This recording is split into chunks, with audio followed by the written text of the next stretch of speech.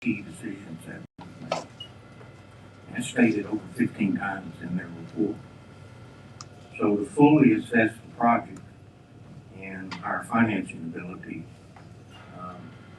Jacobs requires access to those missing records. That's not their fault, they don't have it.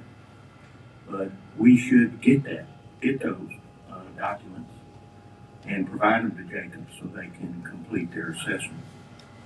And I don't know what the problem is, but we paid for all that work that was done. This organization is entitled to it, and we should demand it and make it available to Jacobs so they could complete their assessment. Secondly, also in the report, they noted that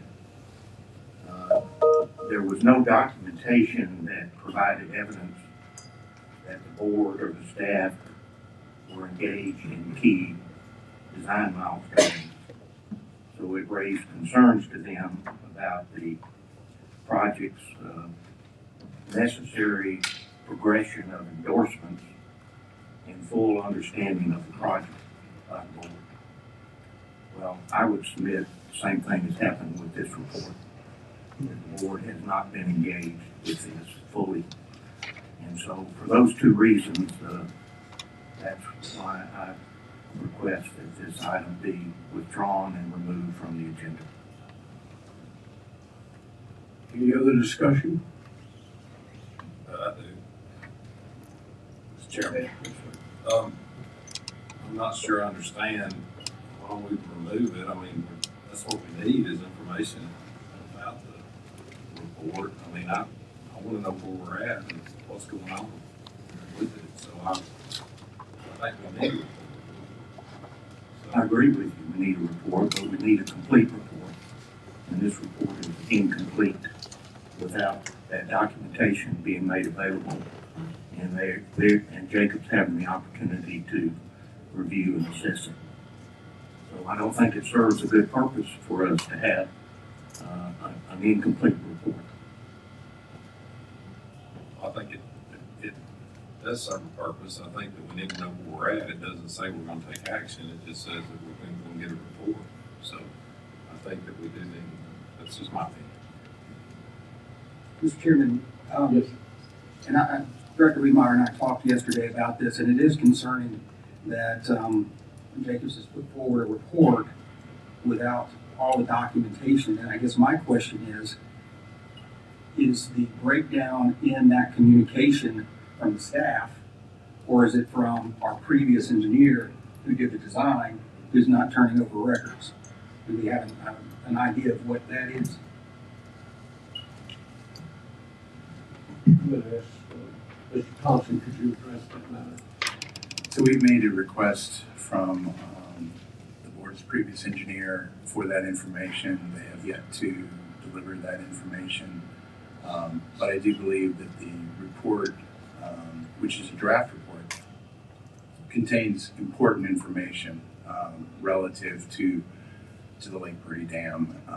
And again, this was not designed to be the definitive final word on the Lake Purdy Dam, but merely an informational update and requesting the board to hear that update. Well, what about the records? The records have not yet been provided.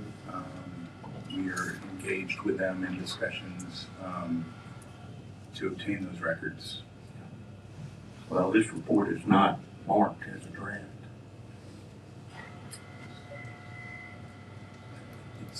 It is a draft. It is not yet final. It's not marked as final. It's not marked that way. No indication of that. So it seems like we're rushing through something here. And I think it's more prudent for a project that is important not only to the life and property below the dam, but its importance to the operation of this system in providing water for 40% of our customers. So we don't need to rush through it. We need to get all the documentation. And Jacob should be allowed to complete their task that they've been asked to do. And I think that's prudent, based on my engineering experience associated with dams, and I think that should be undertaken.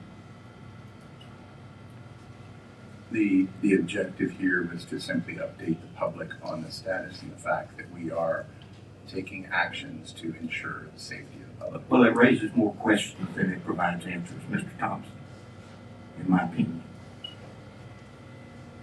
I've expressed that to you and to Chairman Hudson, and y'all have chosen not to respond to me on that.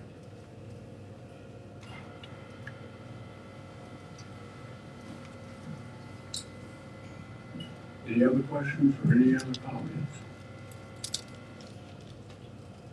I'm called for a vote. I can roll call on this, Mr. Chairman. Okay. This is a vote whether or not to table the Lake Pretty update report by Jacobs Engineering. Director Patton. What's the motion again? The motion You is said whether or not to table. If The you, motion is to table. a motion is to table. I move table. Director Tyson. Yes. Director Wiedemeyer. Yes. I vote no. Director Brumlow. Yes. Director Standridge No. and Director Morris. Yes. Okay. This is tabled. First item on our agenda is Bring the agenda now. I got it approved. the approval of the agenda. Do I have a motion? And second. And we have a second. I call for a vote. All in favor of approving today's agenda, vote yes. As amended.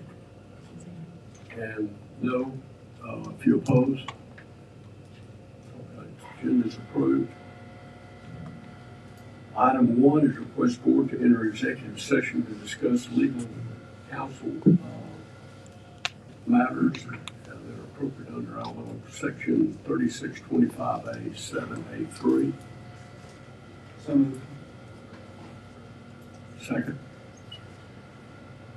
Second. Okay, so my name is Shan Payton. I'm an attorney licensed to practice law in the state of Alabama. The board does have the right under 3625A-783 to go into executive session to discuss pending or threatened litigation. And I believe this will take approximately 30 minutes to discuss.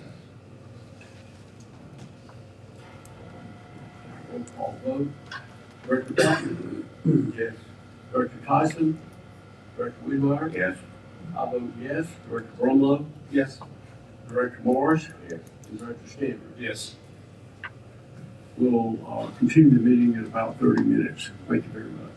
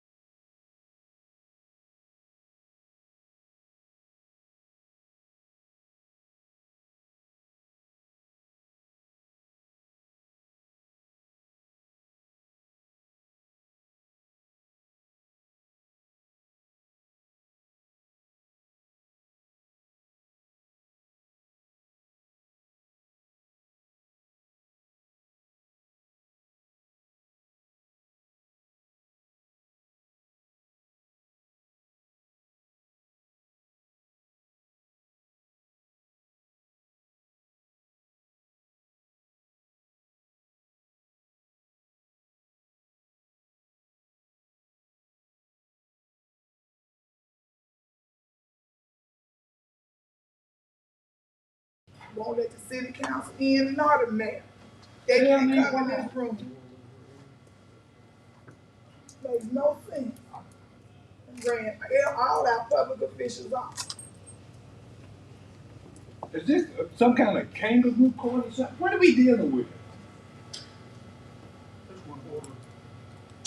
Sir?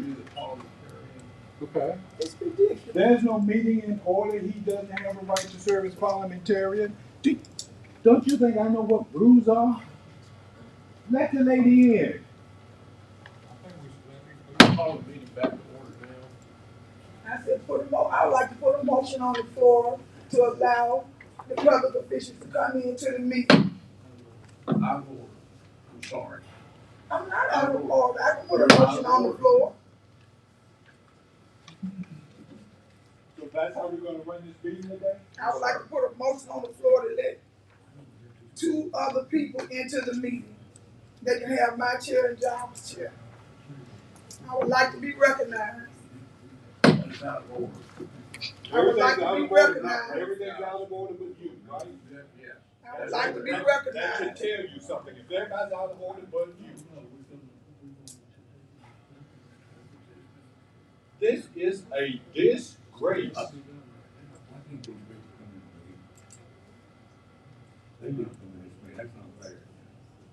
I would like to be recognized, Chair.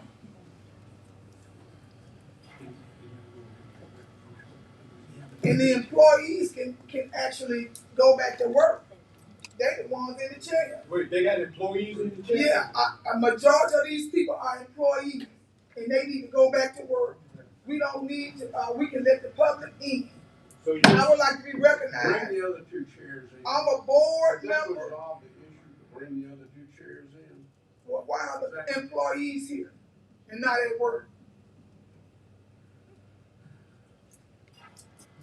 Everybody employee raise their hand.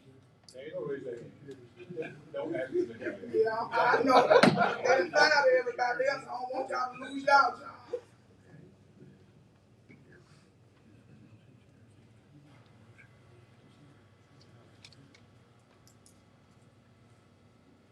This is no way. Meanwhile, let's continue with the meeting. Are the persons gonna be allowed to come into the meeting? Yes, they are. Can we wait until they get here?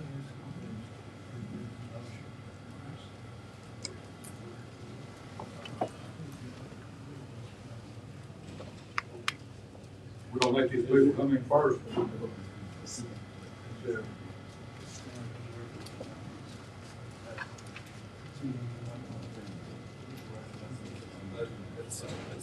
Names of the people you'd like to come in. Names of the people you'd like to come in, sir.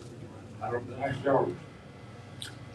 Representative Gavin, Walnut Gavin, let me see how they still like.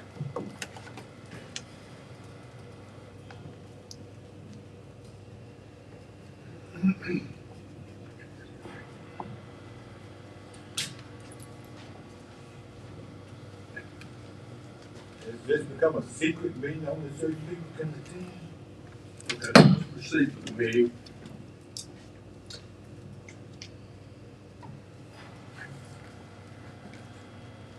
Mr. Parker, did you have? Yeah, Mr. Chairman, I'd like to reconsider our tabling of the Jacobs Engineering Report. I understand it's an interim report, it is not a final report, but I would like to hear what's going on with Lake Purdy, what they know to this point. The motion is to take the table item of the Lake Prairie report off the table, and put it back onto the agenda. I have a motion for that. Do I have a second? I'll second, but we don't have to approve it, right? Just here's the report. Yeah. Yeah. But we okay with that? Here's the report. I haven't seen the report. I understand the report was drafted, but I have not seen it. And I would prefer that I have time to review it before we entertain this presentation. Mr. Chairman, Yes, sir. the person is asking for that, was he on the prevailing side? Yes. Yes. Yeah. Got a motion and a second. I'm gonna call for a vote. And why don't we do a roll call vote?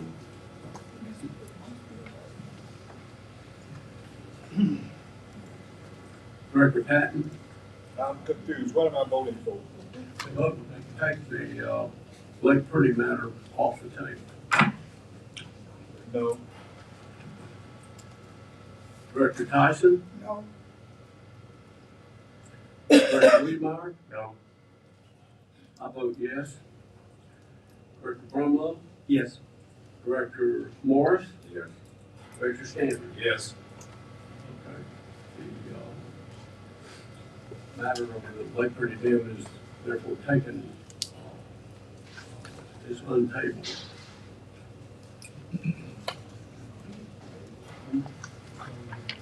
Yeah, back on the agenda. Okay, item 2 on our agenda is request the board to approve minutes of the regular board of directors meeting held March 6, 2026. Have a motion? So moved. Second. Second. Any discussion? Call for a vote. All in favor of approving the March 6th minutes, say aye. Aye. I Opposed, abstain. no. I abstain. No.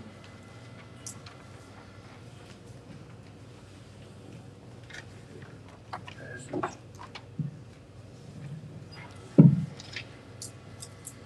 Under presentations and awards, request the board to hear a presentation on Central Alabama Water's revised 2026 operating and maintenance budget and capital budget.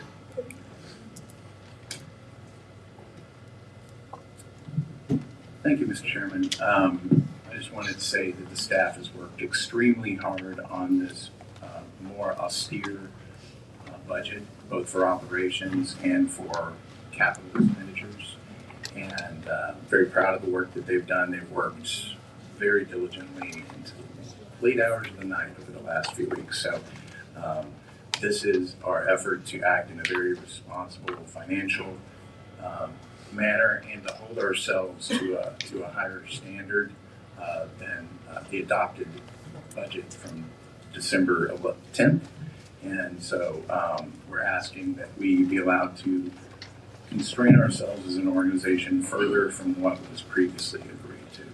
So I would ask for our Chief Financial Officer, Lester Smith, to begin the presentation, and then a number of staff will participate in that. So we'll withhold any questions or comments until after the presentation is complete. Thank you. Good morning. My name is Lester Smith, and I serve as the Chief Financial Officer for Central Alabama Water. Today, Jonathan Wilson, the Chief Engineering Officer, as well as Ray Sloan, the Chief Reliability Officer, will be presenting the fiscal year 2026 proposed revised budget. Before you is the table of contents. We'll be going over the budget assumptions that are built in the revised budget. We'll be going over the capital expenditure budget, which has also been revised. We'll review historical data in context with where both the revised budget is.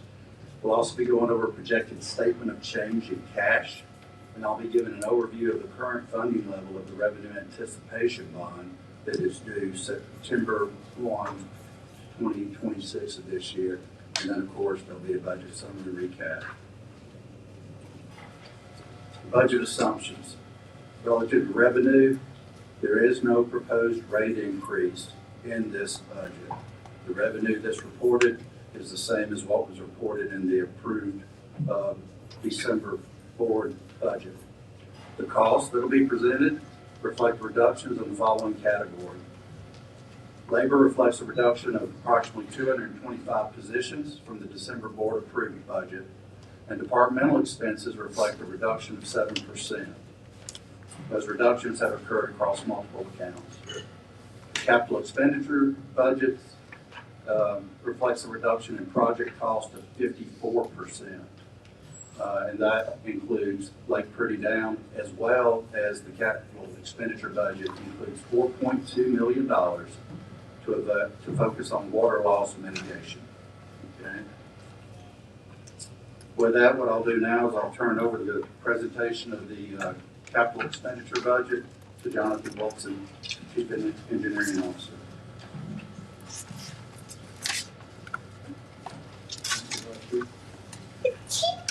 Today, I'd like to walk you through our proposed revised capital budget. Thank you.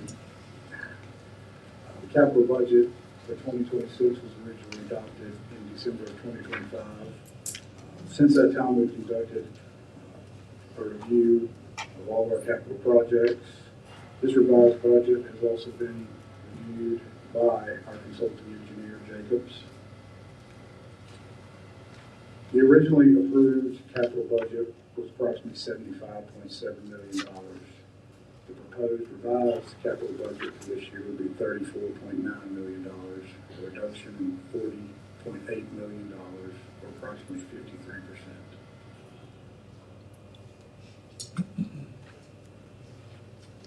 Also, in 2025, the original proposed budget was for capital was $21 million.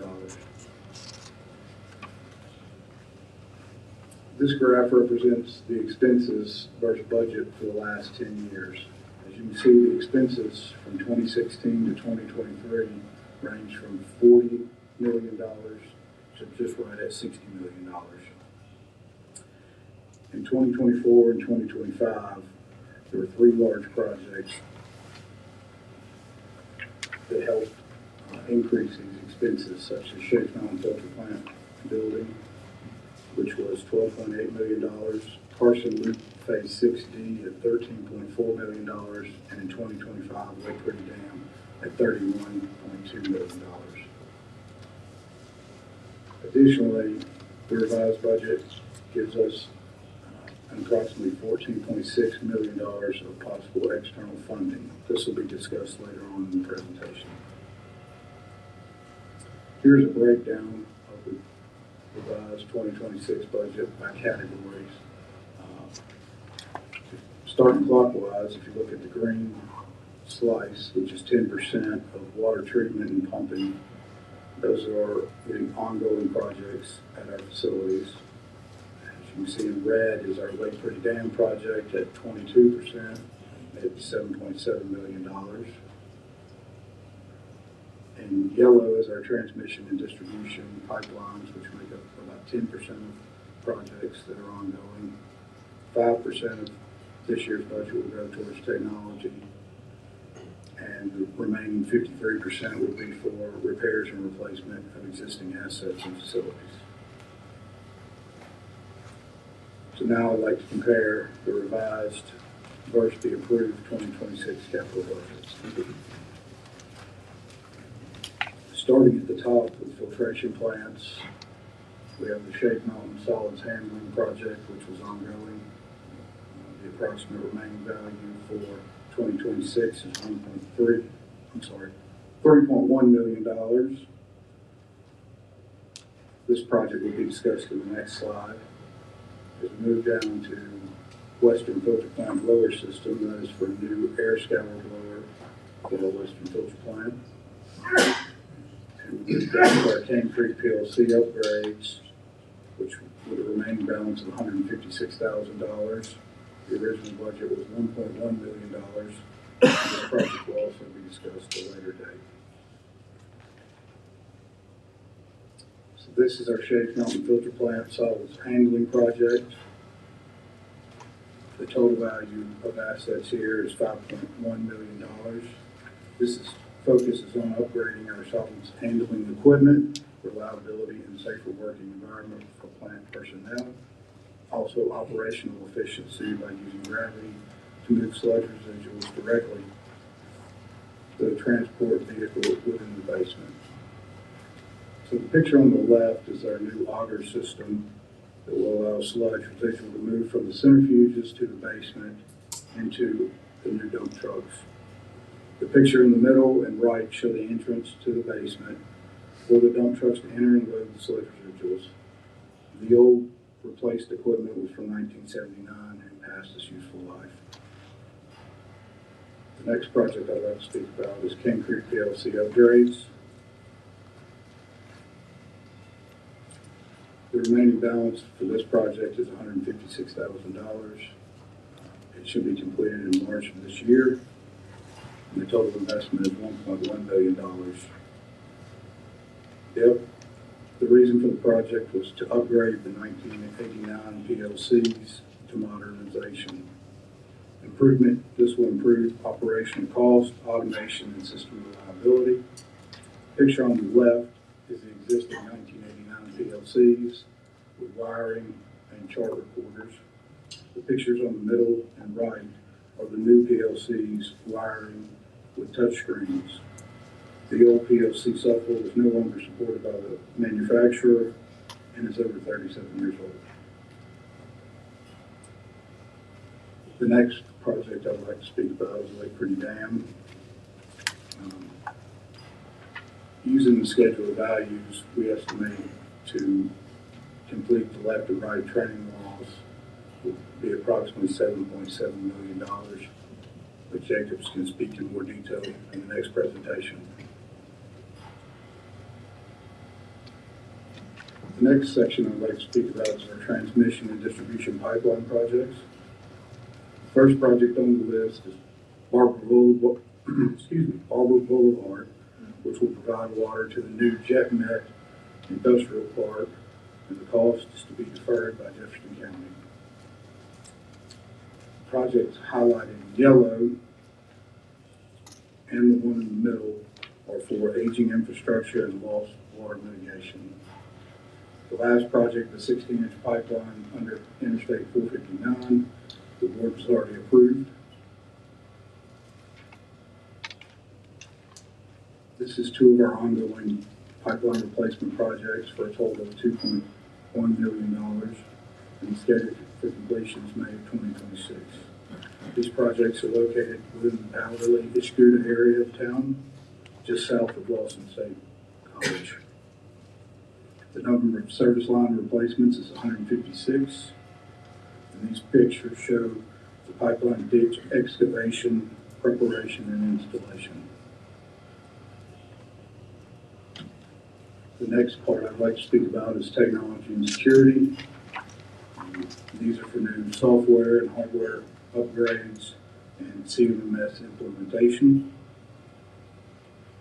The SRF, if we move down to repairs and replacement, the next project is the SRF that the board has already approved for 2022 and 2023 dollars. We expect to close on the loan in April of this year, and the payback for SRF loan begins in 2031. Next line item I'd like to move to is a contingency of $4.8 million for any unforeseen issues or replacements. The next line item, meter and metering technology, for $2.5 million. We estimate that $1 million of that will be paid for through taps. We estimate 1,300 new taps this year at $768 per tap. So $1 million of that $2.5 million should be covered by customers. The new distribution main and hydrants, that $2 million cost, will be covered by developers for new installations for new neighborhoods and subdivisions.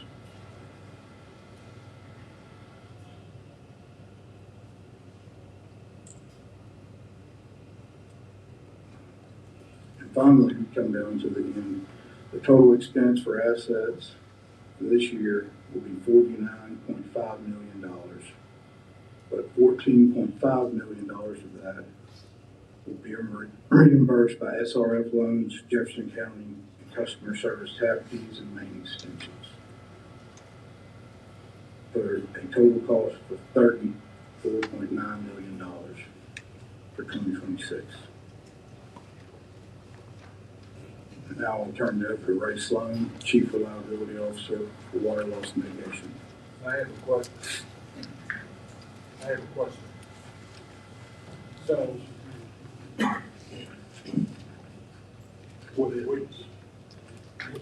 You something to say to the end of the presentation, just note your question and do that at the end. I'm 76, I may forget my question. That's why I said make a note.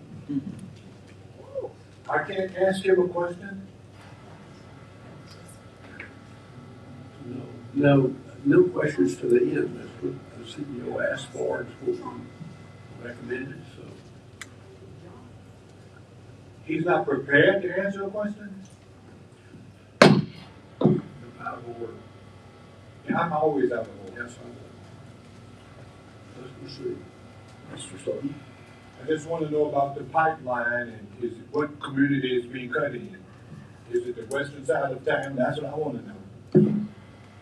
Okay, so I won't remember. Would you remember that for me? I'll remember it for you. I don't need your help.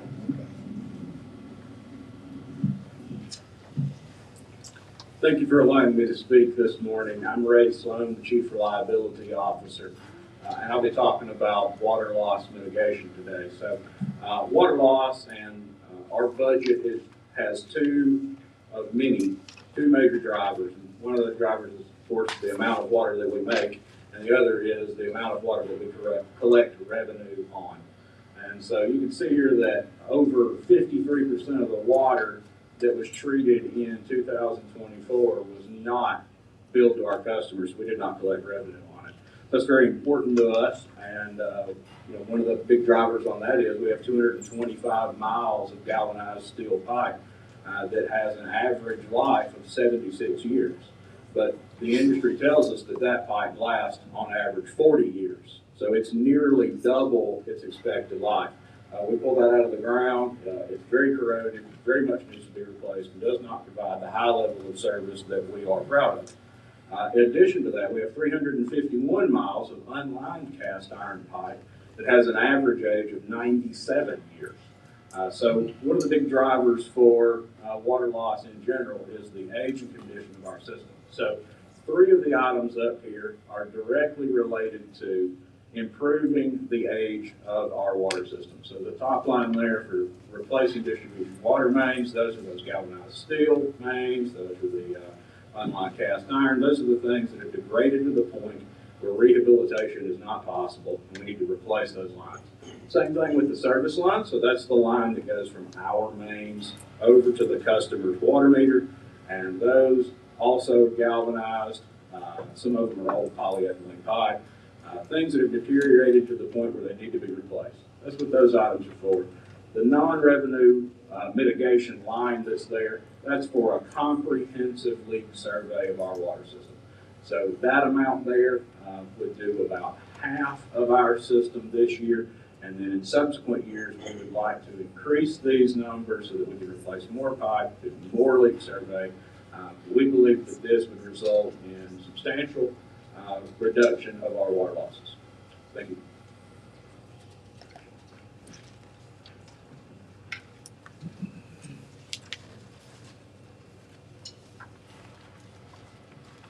Next, we'll look at some historical data relative to operations. The first slide here is budgeted personnel. These are all positions, vacant positions plus filled positions. If you look at this slide here, it reads left to right. We'll be moving from 2016 all the way up to 2025, and then all the way to the right you have both the approved 2026 budget that the board approved back in December, as well as the proposed budget. From 2025's budget to the approved 2026 budget, there was a reduction in positions of about 36. As we move from the approved budget to the proposed budget, there's a 225 position reduction, which approximates $11.4 million. Now that $11.4 million is not a full year impact. Full year impact of the positions eliminations are around $20 million. Okay, the 11.4 is the impact for the remainder of 2026. As we move to operating expenses, now these are total operating expenses. These here include both labor component, which is about 48% of our total operating expenses, as well as just operating and maintenance expenses, which comprise about 52%. This chart here also reads left to right. The green designates or shows the actual dollars spent compared to the blue, which is the budget dollars. So you'll see that expenditures going from left to right in the approved budget for December, the budget that was approved showed $139.9 million. That was about a 2.6 reduction from the budget in 2025. The actual reduction going from the approved budget to the proposed budget that we're now showing is $16.1 million. So as I've already mentioned, $11.4 million of that $16.1 is in labor. The remainder amount of $4.7 is in actual operating categories. If we look at how these reductions impact the budget that was proposed in December, total revenue, as I've already mentioned, there is no rate increase. So the revenue is staying flat at $233 million. The total operating deductions include the amount that we've already shown of 16.1. That takes that down to about 123.6 million, which gives us $109 million in operating income. There's estimated about another $5.5 million in investment income, which provides income before debt service and CapEx of $115 million. Now, when we take the $115 million and we move to what would be the financial impact and change in cash flow, we're going to deduct the transfer to the debt payment fund. That's $64.1 million. Now, this includes our bond payments. This does not include the revenue anticipation bond, which is about another $60 million. I'll go over that in just a second. And then, as we've also mentioned, we've got an operating expense, capital expenditure deductions of about $34.9 million. That should generate Central Alabama Water about $21.9 million in additional cash. When we look at the schedule of amounts on deposits relative to the revenue anticipation bond, currently right now we have money deposited in restricted accounts as required by the revenue anticipation bond documents. We've got $33.9 million. We have another 22.8, which includes the WIFIA dollars that we have received that are restricted by that bond document until the bond is paid off in September 1st. And then we have another $12.8 million of funds that we'll receive from WIFIA before April 1st for our fourth quarter 2025 requisition. This currently gives us $69.5 million, right? The estimated principal and interest to be paid on September 1st to settle this debt is $63.8 million. So what I want everybody to understand is the funding needed in order to settle that debt September 1st, we have and is in restricted funds. And then what that leaves is $5.6 million that you see here that will be reimbursement back to our operations account. So budget summary that we have here is that, one, as I've already mentioned, there is no rate increase in this budget. Capital expenditures were reduced by 54%, which included the $4.2 million focused on water loss mitigation, and then there's $7.7 million for the Lake Pretty Dam project. Operating expenses were reduced $16 million for 2026 and include 225 fewer positions. It includes departmental expense reductions of 7%. And the impact, as I've also alluded to, will be greater for fiscal year 2027. And more importantly, the revenue anticipation bond is fully funded for payment on September 1 of 2026. This concludes our presentation. Thank you.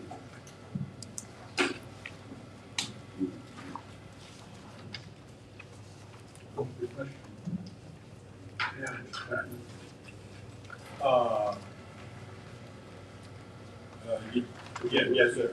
Yes, sir. The pipes that are being replaced, What area is it in, do you know? Was it all over Birmingham, or was it a designated area?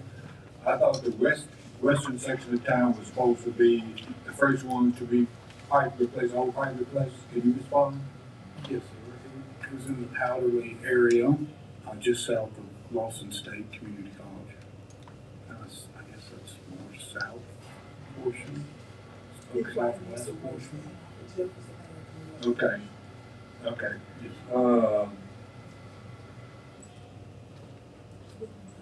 No, more right here. Okay, you answered my question.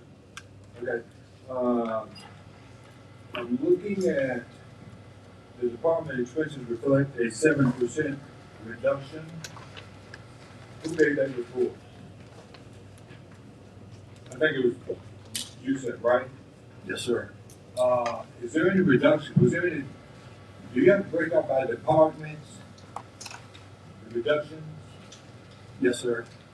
It's not included in this report, but we do have a breakdown by department. So if I had to go to contracts or consultants or attorneys, we've got one attorney that's working with us that's probably almost $1 million. Did we cut any expenses there? I don't have that information with me. I'll have to get that. You don't have any idea? I do not have that information with me at this time. I mean, since we're cutting salaries and trying to save money, my suggestion over 6 months, 4 months ago was to reduce the expenses for the consultants who are attorneys and have you a staff of 3 or 4 attorneys.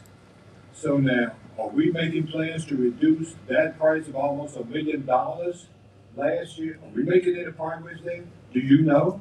What I will say is that our consulting budget was reduced. I'll have to go back and look at specifically what categories within consulting was reduced and what those dollar amounts were. Do you have any idea whether or not it would have been in the law area? No, sir, I don't. I apologize. Okay, because, you know, one firm made almost $1 million last year. Isn't that what the record shows? You're not certain, and the reason I'm asking this because for the last 2 or 3 months, I haven't seen an invoice to come to the board approval from anybody who have with the law department, who make it, not a law department, who's doing legal work for us. The people who represent, the 3 people who are here, I haven't seen an invoice to pay them in the last 2. Are they getting paid? I haven't seen an invoice. They getting paid. Yes, all the law firms are getting paid. So do we see the invoices? We can certainly share the summary invoices with you for all of the. Why haven't you shared them so far in the last 3 months? Because legal invoices are privileged. No. I didn't ask you an itemized what item. I asked you for a total cost. Since I've been here in July, we would see them every month. Now, what are you gonna tell me? What are you trying to tell me? I tried to answer your question. Okay, so could you repeat the answer? Because I'm confused with your answer. So legal invoices do not appear on the agenda.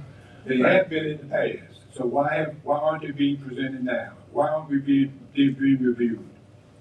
Because invoices that are part of a contract that is undertaken by this board and approved by this board do not need to come back to this board for approval. So we don't need to approve the invoices from the legal department?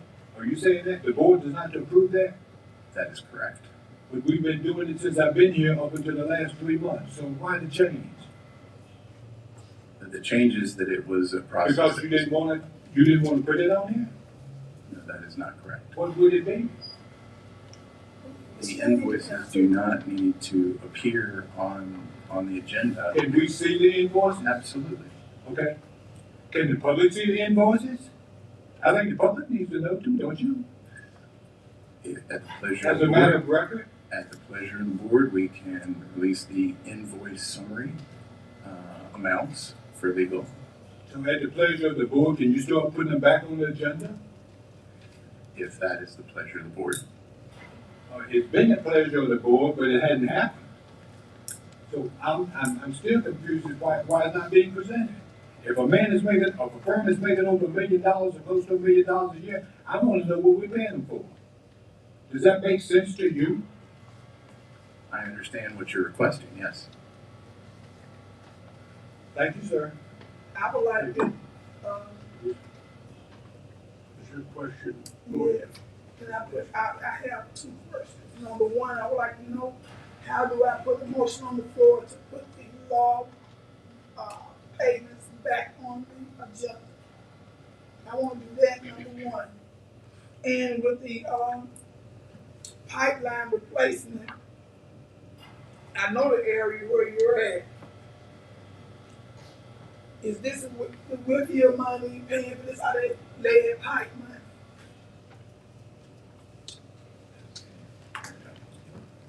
Yes, ma'am, these are Whitfield reimbursable projects, these two current ones. Is it, have we received the lead pipe money that we applied for? No, ma'am, not the SRF money. Are we going to receive that? Yes, ma'am, we hope to close on the line, in April next month. You're gonna close on it next month? Yes, ma'am. And that money is designated for the western area and Central Park. I know in Fairfield, I know exactly where that's supposed to go. Yes, ma'am, in Tarrant. Oh, okay. So in this is part of that house, Powell is not far from Central Park. I stay in that area. Yes, ma'am. I have a question. Ray, how many miles a year are you hoping to replace?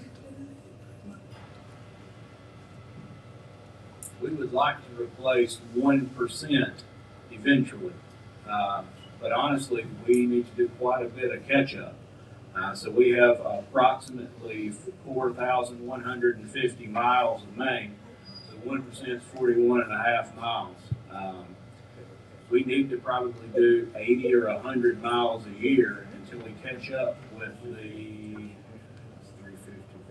500 miles that we have in backlog. And I would add to that although we would certainly love to do that, because of the lawsuit under which the utility finds itself, we're unable to go to the bond market at this point in time as a result of that. So those, while we would love to do that pipe replacement, we're not able to do so at the moment. Question. Yes, sir. With the pipeline replacement, what's your anticipated reduction in water loss? Do we have a goal or an idea of what that might be? There's lots of key performance indicators that we could reference. Industry standard wise, typically they've used percentages, and percentages are not representative of quality across systems. It's hard to compare 1% to the next percent. What I would say is that at least a 50% reduction would be anticipated. I think we could see a 15% reduction with the items that we have here that we've presented. But going forward, once we get that 500 miles replaced, I think we could be below 20% or 20 million gallons per day of water loss. You know, I understand that, you know, over time, yes, we did all that, but, so we've got planned to spend a certain amount of money for pipeline replacement. And, right now, we have 53% unbilled. What do we anticipate that number would be after we replace these pipes? The small amount of pipe that's in here to replace shouldn't make a tremendous impact. The major impact for reducing non-revenue water will be in that $500,000 for finding leaks that are non-surfacing. And once we get through, we're going to prioritize where that happens. So that'll be in the leakiest parts of the system, the oldest parts of the system, the areas where we can make the biggest bang for our buck. And I would anticipate that's why we would get down 15%. The pipe replacement itself would be honestly minimal compared to what finding those leaks and repairing those leaks and an industry best practice manner would be. Additionally, finding accounts that may not be being billed correctly or stuck meters, those sorts of things, but also drivers. So water loss is two major components: the amount that we bill for but is reaching the customer, and the amount that we do not bill for that is not reaching the customer, leaks. Part of that unbilled comes from billing areas too. What are we doing to improve and our customer billing to reduce errors and accurate bills being issued? Sure. So we've contracted with T.Y. Lin, which is an engineering firm who specializes in finding lost revenue. So just generally speaking, what they do is they compare the old billing system that we had to the new billing system that we have now, and do a one-to-one to, hey, are we billing everybody that we were billing 10 years ago? In addition to that, they're comparing tax records and occupied homes that are in our service area to the amount of bills that we're spending to make sure that every occupied home is being billed. I'm aware of several customers this past year who went a number of months with no bill, unbilled. What is being done will be done to reduce the amount of time before we know that, especially a big commercial customer, is not receiving the bill. So we've made changes to the way that we review our zero consumptions, we call them. So the important thing that we've started to do now is prioritize according to historical consumption. So if the consumption was really high and then it has suddenly dropped down, those are our priorities to look at first. And so that's for the commercial meters like you're discussing, that would be the highest revenue generators. So we're making sure to review those first. There's an item that comes in here later for Empire Pop to approve some meters to purchase. So in about 2010, 2011, but all the way honestly back to 2006, we were replacing all of our 2-inch and larger, which are our commercial meters, from a positive displacement mechanical type meter to a mag meter and ultrasonic meter. Those have reached their end of life, and we've been replacing them every year. And this amount is to get those final ones done. So like basically the way that a 2-inch and larger meter would fail is that the battery dies. So this takes care of getting those last ones out. My understanding is that previously zero consumption accounts were not flagged until there had been 3 months of zero consumption. Is that still the policy, or we changed that? We flag our 2-inch and larger meter, our commercial meters, after 1 month. The first bill they come in significantly reduced, we check those. Okay, thank you. You're welcome. Then I got a general question on budget provisions and how we're going to handle those.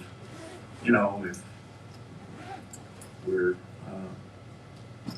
fortunate enough to be able to go back to the capital market, then certainly we ought to be acting on that. So how are we going to handle either positive or negative budget revisions throughout the year? I'm not sure that I follow your question. So, are you talking about if we are released from the constraints that we're currently under? Correct. I mean, if that happened, how would we handle that? If that opportunity came up and we, in consultation with our financial analysts and others, deemed that that was something that we had the capacity to do, we would come back to this board, specifically ask for the authority to go out for funding for pipeline replacement. What about budget variances? Budget is that's based on basic available information at the time, but I also know budget variances occur. And what is our process for approving a variance in the budget? Well, our commitment is that we're going to live within this more austere budget, If, as a result of unforeseen circumstances, and one item comes to mind, that being the recent surge in oil prices, which is directly related to chemical costs, directly related to the fuel costs we pay for our fleet of vehicles, and directly related to, well, maybe not, but indirectly related to the power costs that we incur from Alabama Power. We will have to come back to this board to make the board aware of that request and seek your approval for that request. So any budget variance, you will come back to the board for that. If we need monies beyond the monies which we have requested this morning, yes, absolutely. Thank you. Yes. I've received calls and seen some bills that was $99.99. And several people been getting those bills. Can you answer why are they receiving those bills? And I've checked some accounts because y'all closed down the payment center. We tried to pay some people bills and they said they had no account and the lady has stayed in the house for 58 years. I'm not aware of those particular issues, but I'd be happy to look into them if you can get me the account information. I've emailed y'all several bills of people with the complaints that I have had, and I have yet to have a reply on not one of them.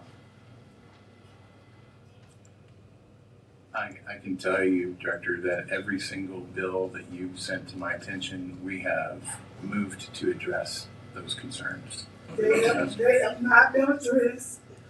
They have called me back, and if you did do it, you should have called and at least told me where I could tell the people that you did call. Or you tried to reach them. If you tried to email them, you can't email them because they are senior citizens, they don't have an email. We'll follow up on those to ensure what the status is, but all of them were acted upon. In regards to the payment center, we had less than 1% of our customers utilizing the payment center to pay in cash, and yet we were maintaining that facility. When looking at the practices of other utilities, both in Alabama and across the nation, these payment centers that accept cash have largely been done away with over the last 20, 30 years. And so we felt that it was the most cost-effective means for us to allow another opportunity for those customers to pay. We've facilitated that in conjunction with Walmart for individuals to go to Walmart and pay very conveniently there. So individuals who still want to pay in cash may do so, but it did not make sense for us to maintain that facility for less than 1% of our customers. The report that I received when we first started on this board, it said 25,000 people used the payment center. So how did that drop down that quick to 1%? I don't know what report you're referring to, but less than 1% of our customers utilize the payment center to make cash payments. I didn't say cash payments. To make I in-person said payments. if the payment center, they could use that machine or pay by check. They utilize that payment center on First Avenue. I didn't say cash. They can pay via a number of different methods at Walmart. Cash was just one of the payments methods that they use. But again, in-person payments are not possible for many utilities. In fact, the vast majority of utilities do not accept in-person payments. But we can't go by other people. We have to go by the way our center is being utilized, our payment center. McDonald's don't get the same customers they come and see them that Burger King get. So that don't mean you shut down Burger King. Mr. Chairman, I can appreciate you and your staff for the positions that you've taken this morning and outstanding presentations. My concern would be, is it possible, because I've worked other places, and normally there are meetings, like maybe 2 or 3 months out, where the finance people get together with the people in charge, in this case, it's gonna be the board, and go through this exercise so that if there are questions to be asked, we can have you can have the answers for us in a reasonable amount of time, so when it comes before the budget, we don't have to go through this process. So is that possible to be arranged? More like workshop sessions, like maybe 2 or 3 months out of when the first draft and the second draft comes out. Is that possible, sir? Absolutely, Director. This is a You fairly, agree? yes, sir. Okay, go ahead. This is a fairly unusual process. Normally, when a budget is adopted for the fiscal year, that remains the budget for the entire year. Our staff felt that we could generate a more austere budget in light of our financial circumstances and bring that back to the board to tighten our belt. We're not asking for any more money, we're actually asking for less money. But in the 2027 budget process, we will absolutely have board workshops, we will have rate workshops, and we will go through all the details as we develop the 2027 budget. You're gonna do all of that? Wow, thank you, sir. Mr. Chairman, I have a couple questions if I could. Mr. Chairman, I see that the proposed budget for 2026 is pretty close to the proposed, or to the audited, less than the audited budget of 2023. Looking forward into 2027, is there a way we could get back closer to the 2021 audited budget, which was $108 million? In terms of operating or in terms of capital? Operating. So certainly, our goal is to continue to find opportunities for savings for our customers, and we go through that process on a weekly basis, and that is indeed our goal. This was just, we had committed to come back to the board prior to the end of the fiscal first quarter, which was next week, and wanted to do that, and we were able to make the cuts that we reflected in the presentation this morning by that time. But we are not stopping. We are looking for additional opportunities for savings for our customers. Thank you. Just by way of reference, the proposed 2026 budget, revised budget, is $126 million, and in 2023 the budget was $125.3 million. So it's very close to that period back there. I'd like to see us even get further than that and go back to some of those earlier budgets. Second question, has Jacobs reviewed the revised budget? Jacobs, in accordance with the act, has reviewed the capital budget, yes. All right. And are they approved of the capital budget they recommend? They are in concurrence with our recommendation. Thank you. And then finally, come September, October, or end of the year, how do our days of cash on hand look? Lester, I'll let you answer that to the best of our abilities. Where we stand right now, as of today, I would say that the days cash on hand, that we're trending somewhere around 45 to 50 days. But as I've already shown, we're expecting a cash inflow from the revised budget of about $21 million. So the plan is to steadily grow the days cash on hand as we move forward in this year.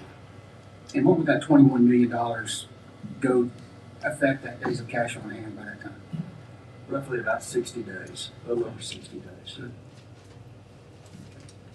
And again, we have to keep in mind that there are potential unforeseen circumstances. There can be unforeseen breaks in infrastructure that necessitate immediate improvement that would draw down that cash.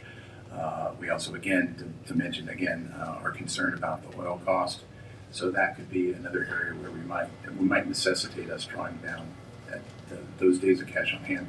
We're not comfortable with the level of cash on hand that we are projecting. Our goal is to build that back up, and we will do so over time. I think the only request I would have is if y'all would email out to all of us the full budget, and not just the presentation, but the whole budget. All the questions?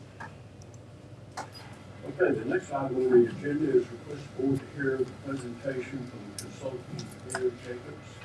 about the Lake Pretty Dam. This is the interim report, observations that Jacobs has made since they've been on site. So, and once again, I'm going to ask a question to be withheld until after the end of the presentation. It's not fair to end our presentation. Morning, Board. David Staskel, Vice President of Overseas Operations for most of Jacobs' Southeast Water Team. Here to role as a consulting engineer to discuss the update on the evaluation of the Lake Purdy Dam project. Have two fellow employees with me here today, and they're representing just the two of the folks that have been involved with this project. Had several geotechnical engineers, structural engineers, hydraulic engineers, and construction staff that have been involved in this evaluation. So this morning, Mark Kasmerick, who is one of our dam engineers at DAM Engineering, will be talking more about the technical aspects of this project. Mark has done work for federal, state, local, private, even local Alabama dams in his resume in the past. And we'll be talking about those things, and also Josh Crow, who is our program manager. Worked with Josh for almost our entire career, and he will be talking about some of the short-term path forward for this project. So with that, I'll turn it over to Mark.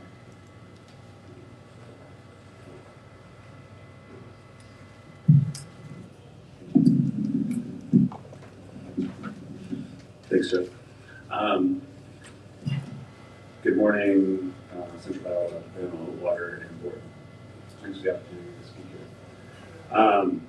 Jacobs was engaged in the Lake Purdy Dam project after the construction was paused, and we came, a group of our dam safety team came to review the conditions of the project and the status of construction, develop a report out to Central Alabama Water, and advise on next steps.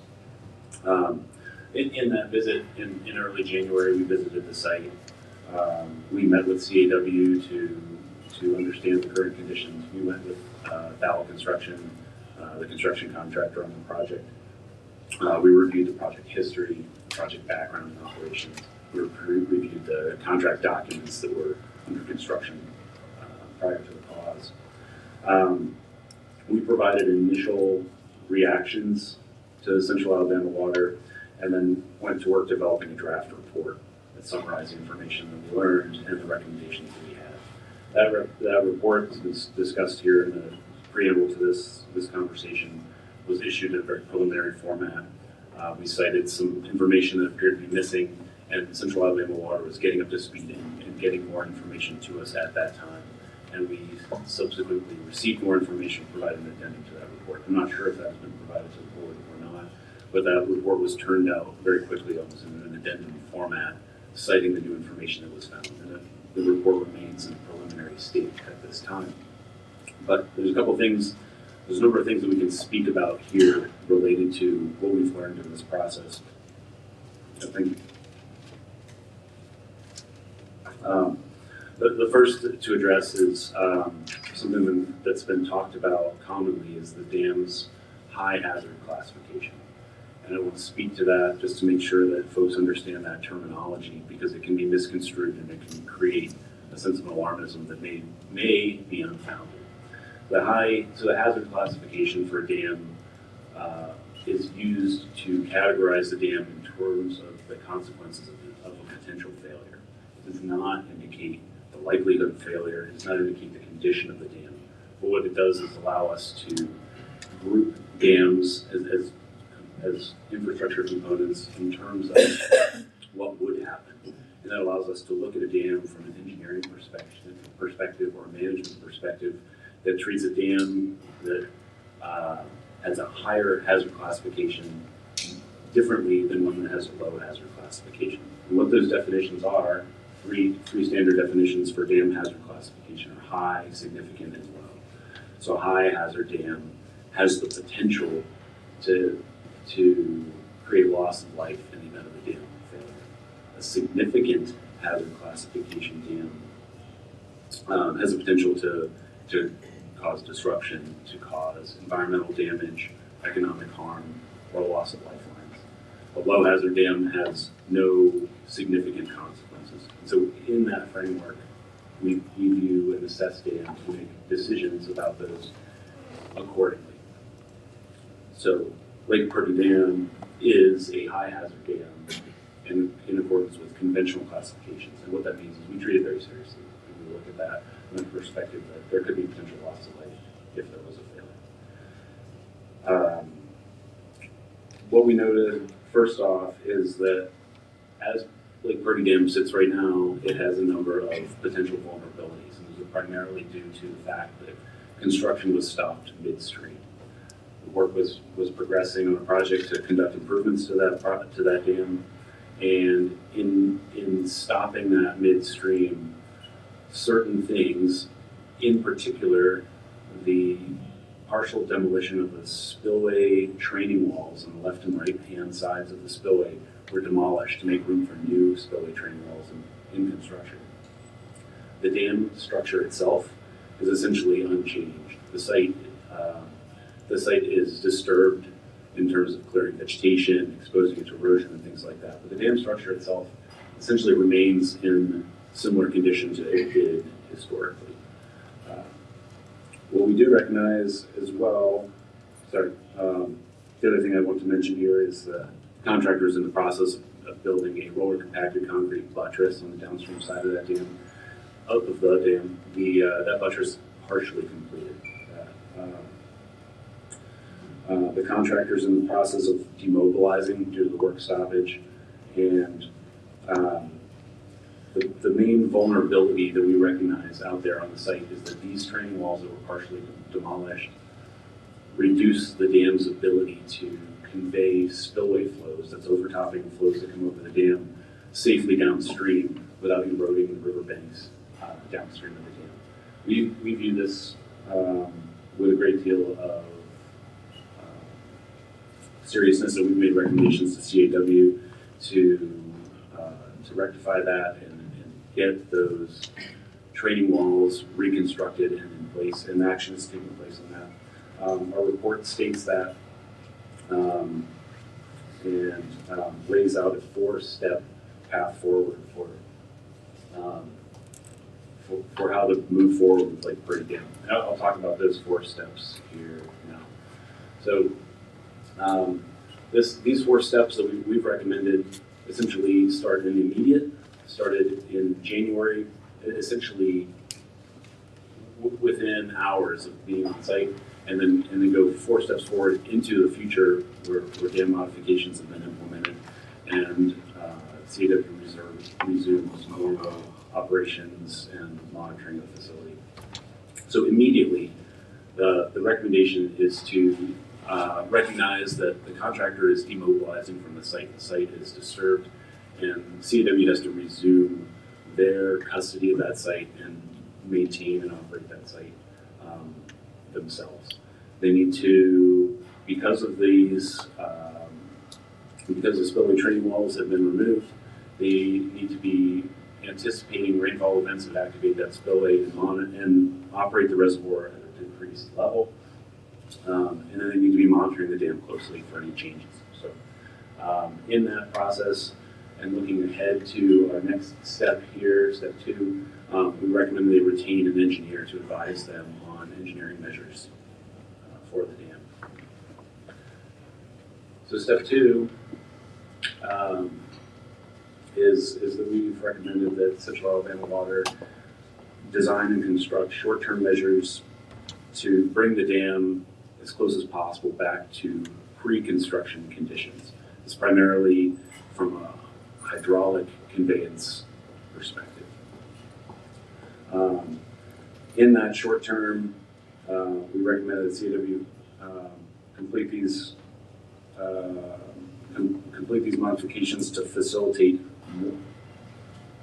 easier and reproducible routine monitoring, to stabilize the riverbank slopes, to review the operations plan for the reservoir in accordance with the engineer's designs for those restored walls. And this work is in progress now. Josh will come in just a minute and talk a little bit about that progress. Our third recommendation is to take a long-term view of the dam, and with these short-term measures in place, with the spillway restored to the pre-construction conditions, to use that time to review the dam structure with their engineer and compare its existing condition against established dam safety criteria, and to complete any dam safety modifications that may be necessary in accordance with that criteria. Once those are identified and completed if necessary, then step 4 represents that after those are completed, we recommend that Central Alabama Water develop an internal dam safety program and complete detailed monitoring, inspections, and internal reporting of the dam's condition, and use that as a tool to monitor the health of the facility and make recommendations or take actions should they be necessary as the dam ages and progresses. So with that, I'll hand it over to Josh. We'll talk about the short-term actions that are taking place right now. Thank you, Mark. Probably should make an adjustment here. Thank you. I want to go into a little bit more detail on the short-term measures that Mark mentioned in step 2. These short-term measures are already underway. They're in progress as we speak. And the real goal of the short-term measures it's an intermediate step to improve dam safety, to improve the condition of the site that is, as Mark mentioned, in an incomplete constructed state. So those the vulnerabilities that Mark mentioned will be addressed through the short-term measure. We want to do that in as short a time possible within this fiscal year 26 budget that was presented to you earlier. So, and I'll show you some photos here in just a minute, but I want to walk you through the elements in a little bit of detail, and then I'll show you a photo so you can get some bearings. So the short-term measures consist of several elements. The first is being the left or south side training wall, which when the contractor demobilized or stopped work, it was in active construction. They were bringing that wall up to the design elevation, and there's a gap there that you'll see in the photo. That will be reconstructed. On the right side or north side of the dam, there's more significant work that's recommended there. That includes reestablishing the wing wall that was removed as part of the previous construction plans, and then behind that wall, establishing some embankment protection through like riprap or some geotextile placements, and then also including kind of on that right side, you'll see in the photo here in a moment, scour mitigation, which will essentially be a tailwater weir that will extend that right wing wall and cross and create kind of a stilling basin. So as spillover occurs through normal operations, that will buffer that and create some scour protection for the dam. Mark had mentioned the RCC buttressing that was in construction before the stoppage. That RCC buttressing that was installed will be assessed to ensure that it's capable of withstanding spillover and those sorts of things. And then lastly, installing dam safety monitoring features like survey points and seepage weirs so that long-term records, operating records can be established and used for future decision making. And of course, the site itself would be some restoration, vegetative restoration, those sorts of things. So status-wise, as I mentioned, is in progress. Stantec has been hired and under contract with CAW and is currently progressing the design. They've provided an initial evaluation and conceptual design, and they are progressing towards a preliminary design that is scheduled to be due in a few weeks.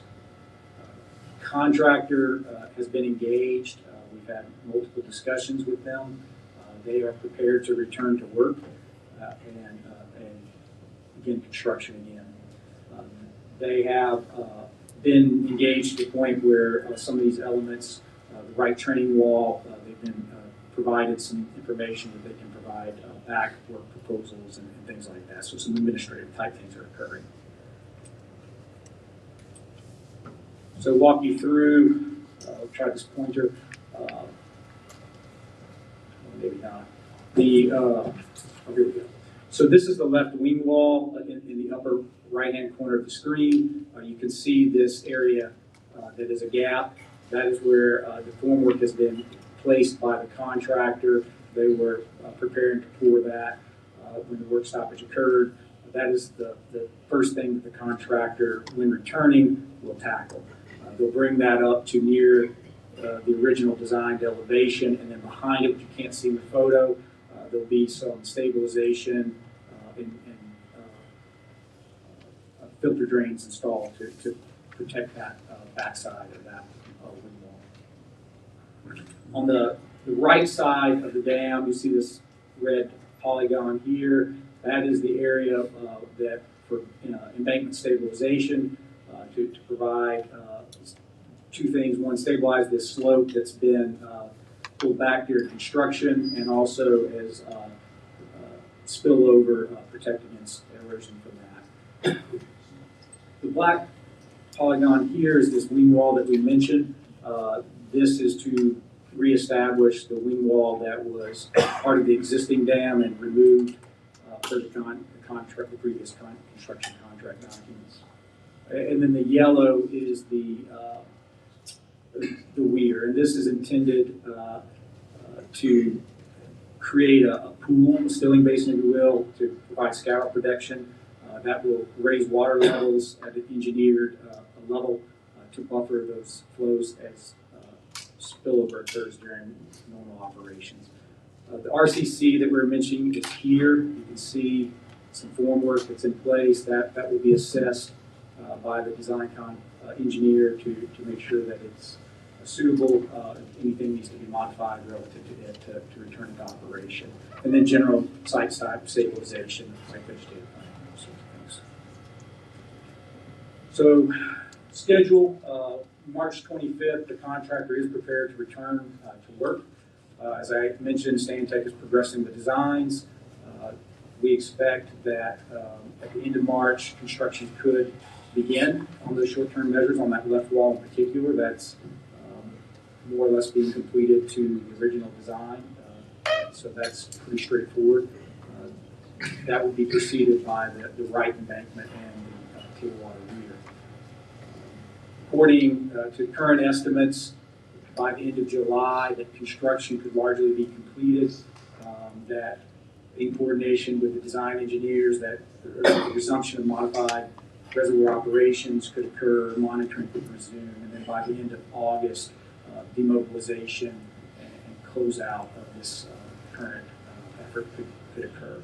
And then followed by continuing monitoring that advanced long-term evaluations of those sorts of things could be moved into. So we want to turn that back over to Mark to kind of bring us home on the long-term evaluation.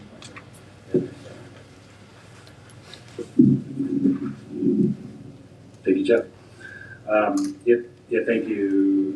Thank you, Josh. So like Josh said, completing the short-term improvements is recommended and is urgent and is in progress. That buys time for evaluation of the facility, for the necessity of potential long-term improvements to the structure. So the way we recommend that be approached is for COW to work with their engineer to identify appropriate criteria for the dam. This is a criteria appropriate for an existing intermediate-sized, high-hazard concrete gravity dam in the state of Alabama.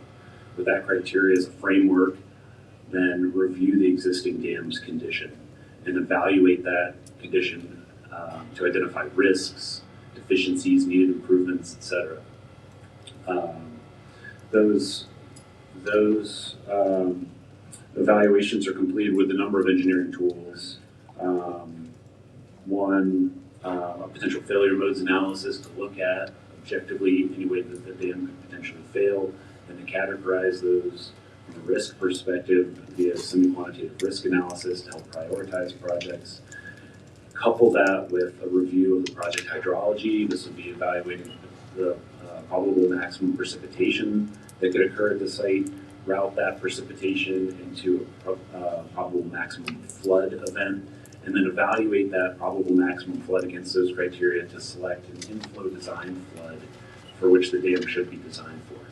Compare that inflow design flood to the dam criteria and make an assessment of whether there's any deficiency there in relative to those criteria and in accordance with modern dam safety practice.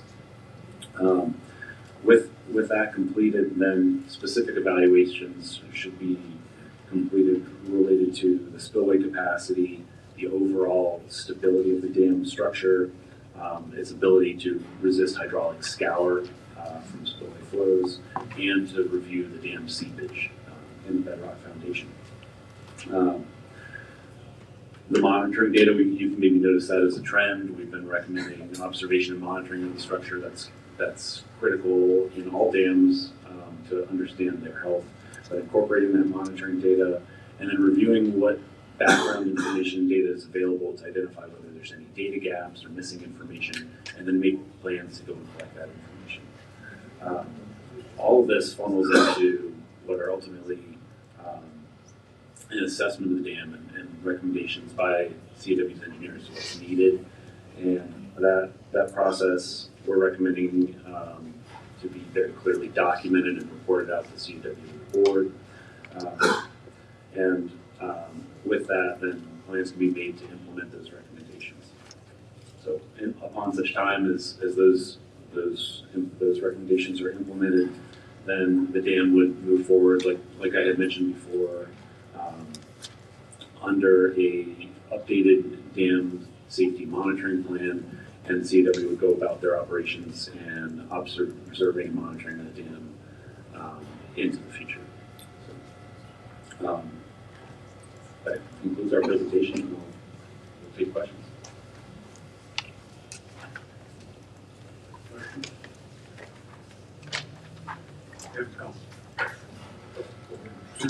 So, you talked a lot about high-hazard dams, and I think it'd be helpful to the board to put in context.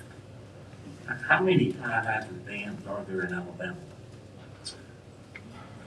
We did a review of the U.S. Army Corps of Engineers National Inventory of Dams, which inventories all dams across the country and rates their hazard classifications. That is the basis for the high hazard classification from a documentation perspective.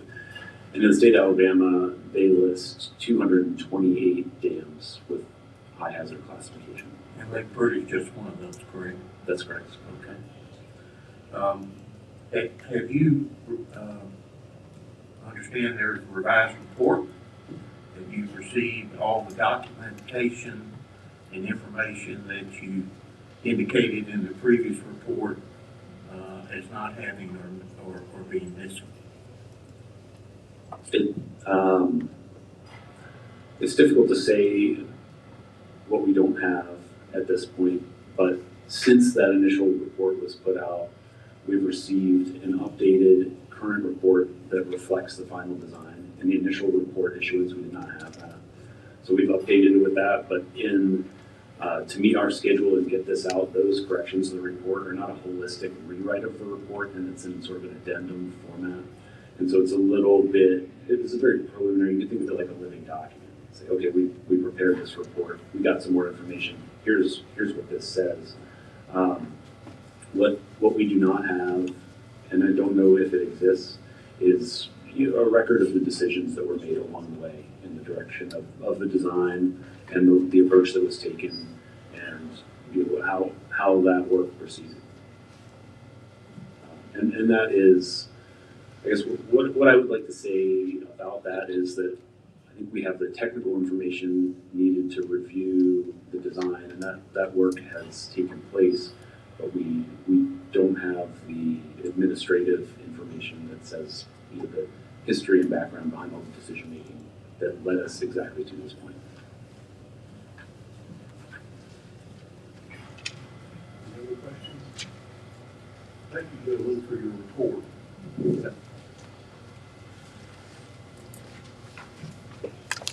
The next item of business is to request the board to approve Central Alabama Water's fiscal 2026 revised operating and maintenance budget and its 2026 revised capital budget. So moved. Second. Second. Any discussion? Mr.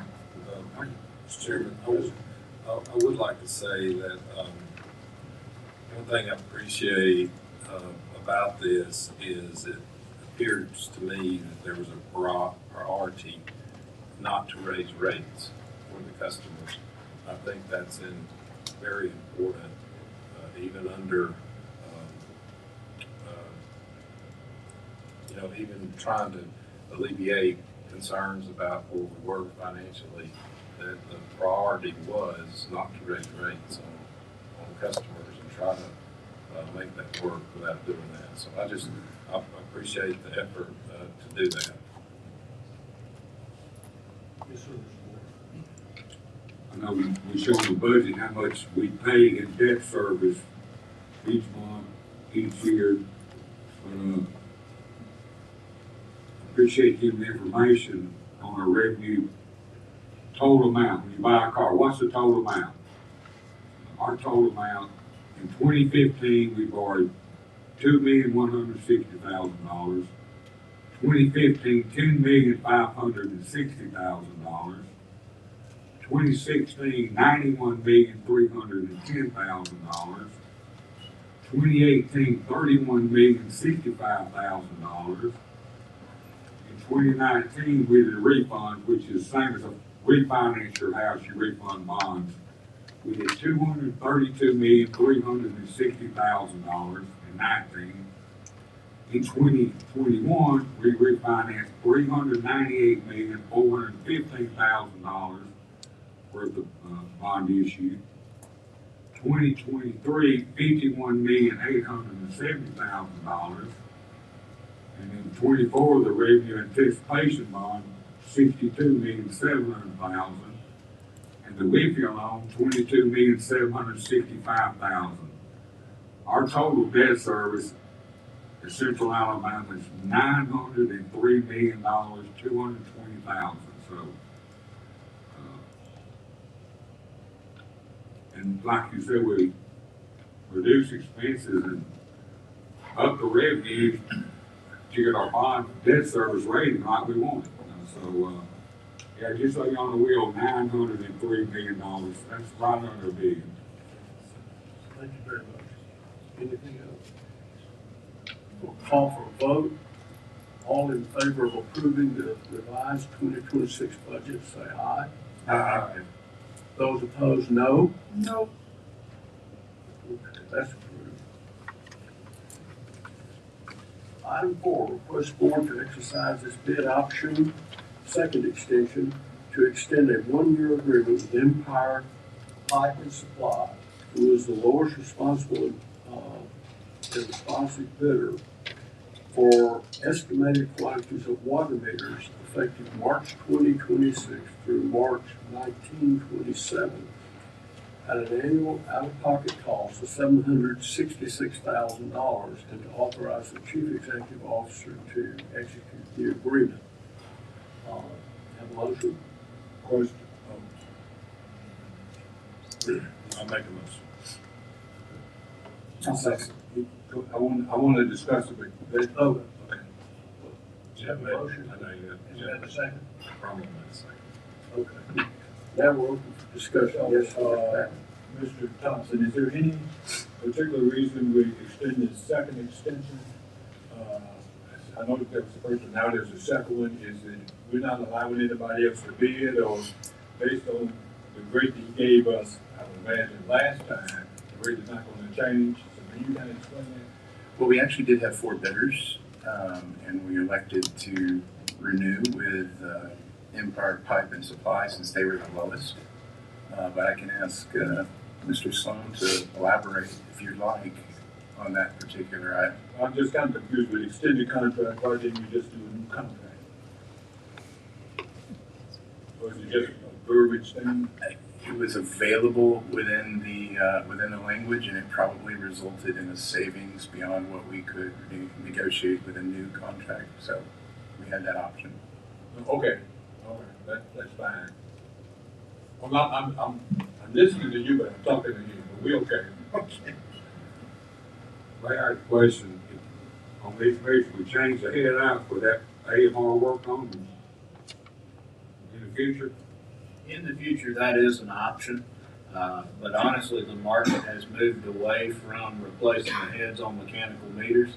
And oftentimes it costs about the same to buy a register to go on the meter as it does to buy the meter and replace the whole thing. So it's an option that we'll look at, and it's definitely a viable option. But with the mechanical parts, there's mechanical wear in those. So we're putting a brand new electronic unit on the top, but we still got that wearing part, which is the measuring device. I have a question. What area are these meters in? Are they all over?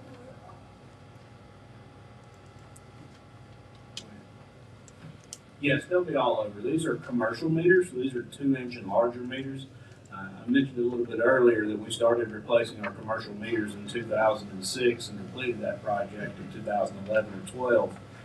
And there, you expect a 10-year life out of those. So you would have thought that those would begin to fail in 2016, but fortunately they've lasted 15 to 20 years. So this is the replacement for those original amounts of electronic meters for our commercial customers. Any other questions? Okay, move for vote. All in favor of approving the 3-year contract with Empire, say aye. Aye. Those opposed, no.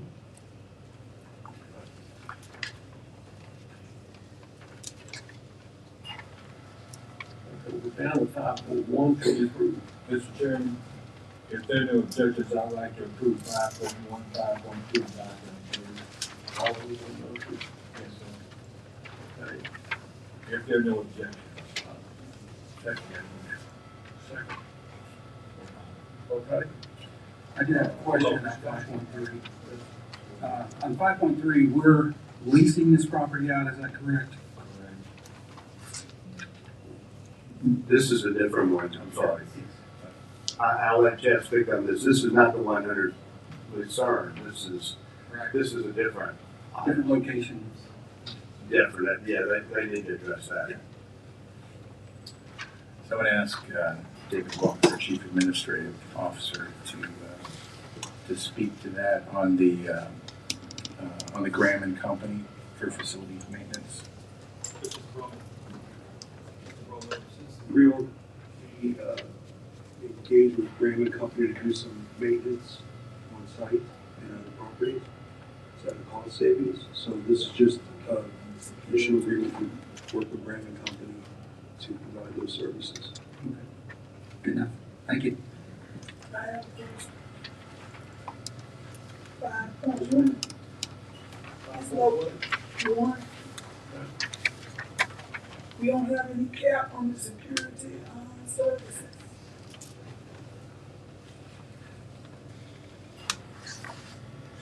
I didn't hear the question. I did not hear the question. Repeat the question, And please. we don't have a cap on the security services on 5.1. Typically, Commissioner Tyson, there's not a cap because it's a service that in time of emergency, if we have emergency brake, we've had instances where trees or vehicles have crashed into the gates, we have to deploy security in a timely manner. So I believe it's an estimated out-of-pocket cost, how it typically reads in the contract.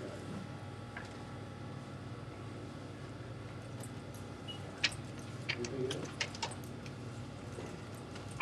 Okay, calling for a vote for 5.1, 5.2, 5.3. All in favor say aye. Aye. All opposed, no. No, Those are approved. Item number 6, request the board to approve the lease proposal for 100 Lucerne Lane with core construction effective April 1, 2026 for a term of 3 years and to authorize the chief executive officer to execute the lease agreement. Motion. So moved. Second. Any discussion? this location, this is not the location we put out for, with the real estate company, last board meeting, is it? Yes, sir. It is. And I would ask if Champagne could elaborate on this a little bit.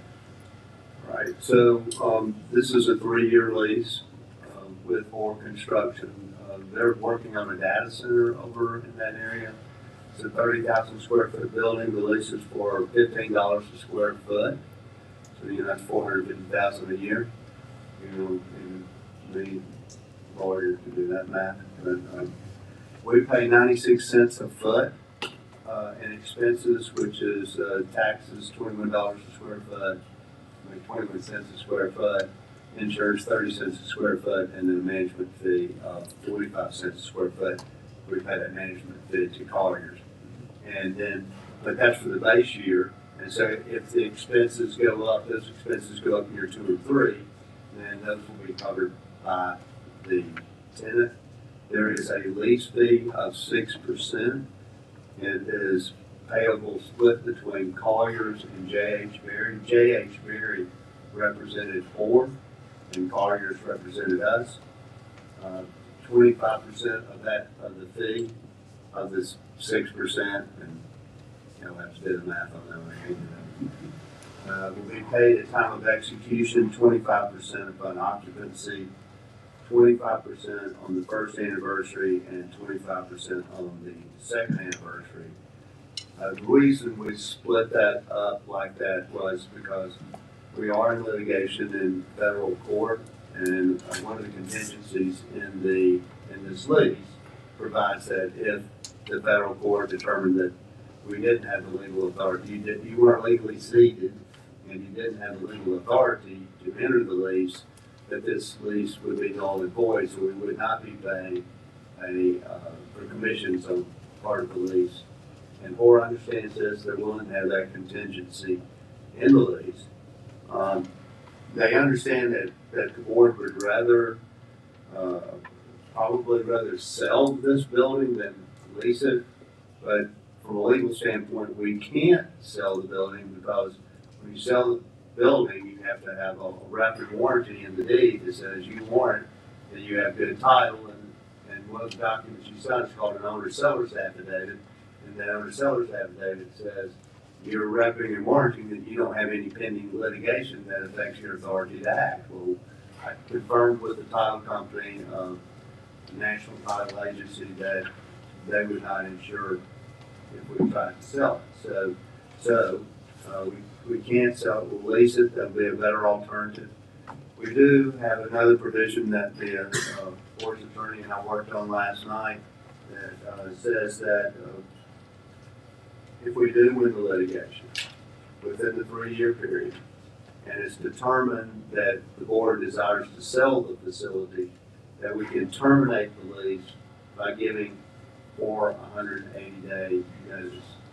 And then they only ask that they want to have a first right of refusal, and we'll have to tie that.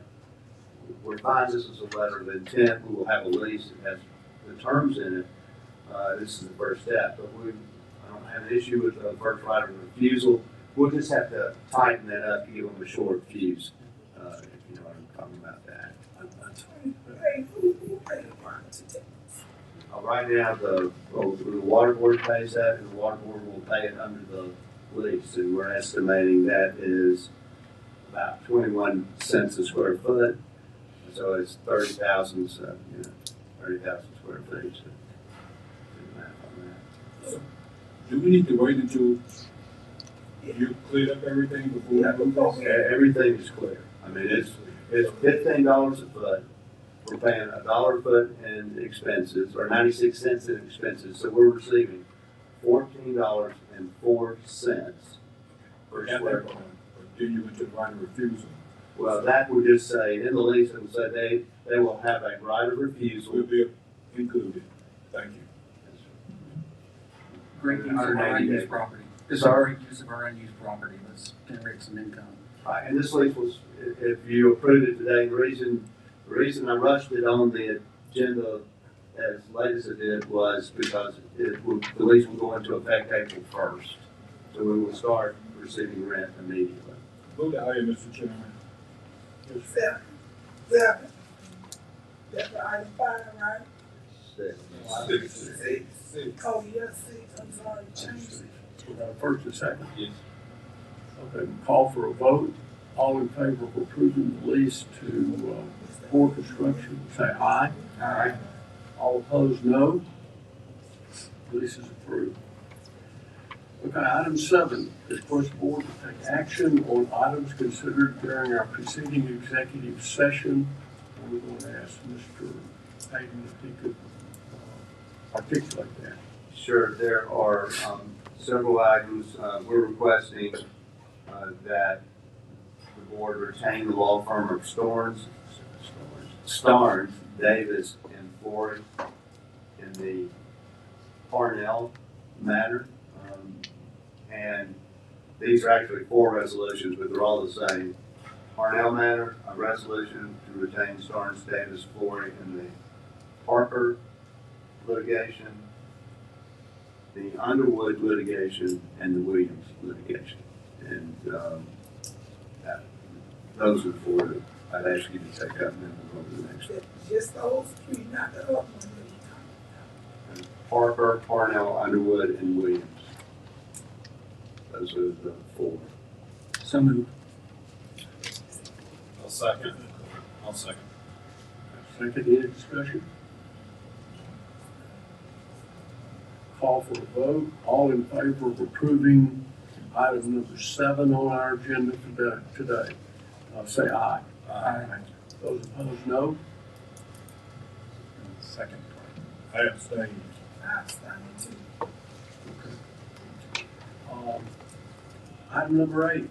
Well, we still have one more item. What? I'm sorry. This is that one. This is the,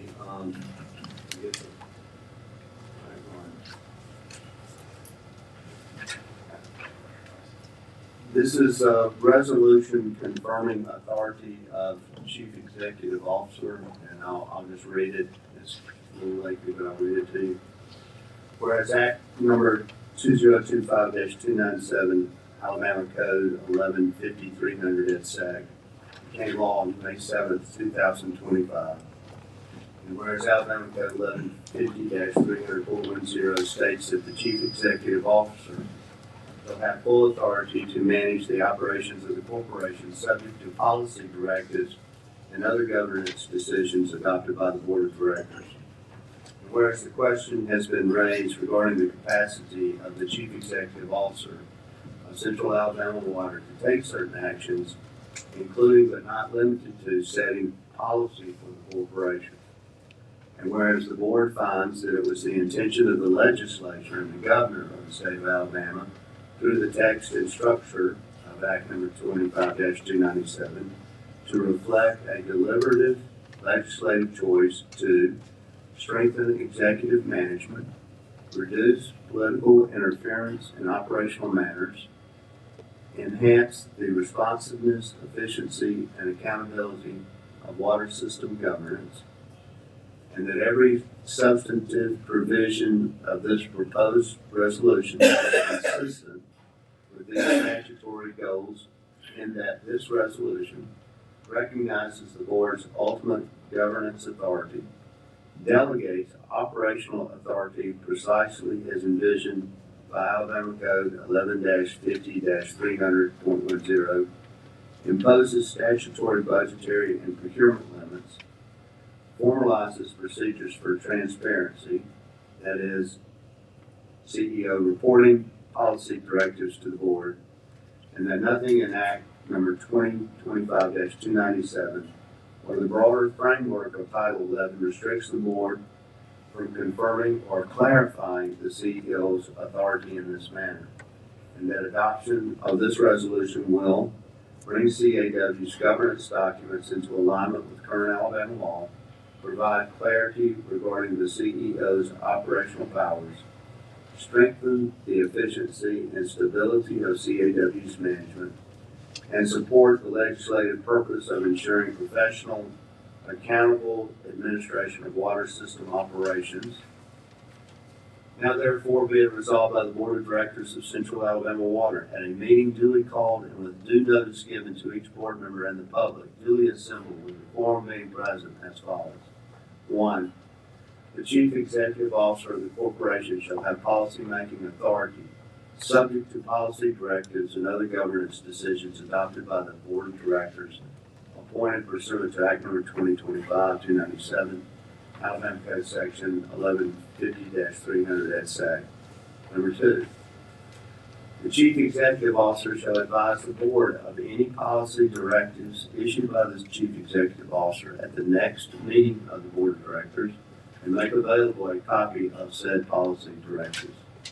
Number 3, the Chief Executive Officer may appoint all employees of CAW subject to the limitations set forth in Alabama Code 11-50-300.10. 4, the Chief Executive Officer may remove all employees appointed by him or her. 5, the Chief Executive Officer shall have the authority to contract for all personal property required of the corporation subject to the bidding requirements of the public work laws or competitive bid laws of Alabama, provided the purchases are within the budget limits adopted by the Board of Directors. Number 6, the Chief Executive Officer shall have the authority to change the salary administration plan, provided any changes are within budget limits set by the Board of Directors. Number 7, the Board of Directors finds that the BWWB Employee Handbook dated May 2024 stated, management may at its complete discretion and as deemed necessary modify or eliminate these summary policies at any time without notice. And the Board does hereby ratify all policy changes made by the CEO to the CAW Employee Handbook, including but not limited to changes made in January 2026 prior to the adoption of this resolution. Number 8, the Board of Directors finds that Alabama Code 11-50-300.10 expressly grants the Chief Executive Officer with full authority to set policy directives and other governance decisions subject to policy directives and other governance decisions adopted by the Board of Directors. This resolution shall become effective upon its due adoption. Shay, did you read the last sentence, the number 7, but not limited to? Did you read that? Or did you skip that? Number 7? Yeah, last sentence, or whole sentence, but not limited to. I did. I thought I was following along with you, but I. Yeah, I thought I did. We need a motion. I can't ask a question. This is just. I'll make the motion. Now. Same question, Shay. I thought I read it, but you know, if I didn't read it, it's in there, and I'm probably happy to reread it again. No, I just yes or no. You're not sure? I thought I did. I don't remember following you with that. Okay, well, then it's, and the last of it, and does hereby ratify all policy changes made by the CEO to the CAW Employee Handbook, including but not limited to changes made in January 2026 prior to the adoption of this resolution. If I read that now, I believe I did read Yes, it. so you read it. I have a question. Go ahead. This is, I think this resolution, all it's doing is covering up the wrongdoing that has been done by these employees. I do not support this resolution in any way. And I think it's wrong for us to even put it on the table. Has nothing to do with the operation of this board. We might as well not be here if we're gonna give the CEO the total control to fire people, to no one in the testing lab to test our water. All of the wrongdoing that has been done within these last couple of weeks. And just the idea to write this is an insult to the people who buy this water, who pay their bill, and the people we service. And I want that listed in the minutes. Okay, thank you. We'll call for vote. All in favor of item 2? Roll call vote. Roll call. Director Patton? No.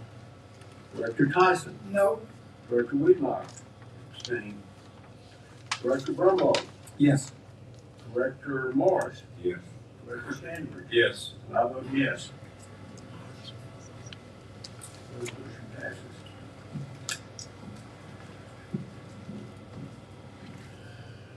Mr. Patton, anything else? I got something. I'm sorry. No. He was just asking if there was anything else on that list. No, sir, that is all. That's all. Okay.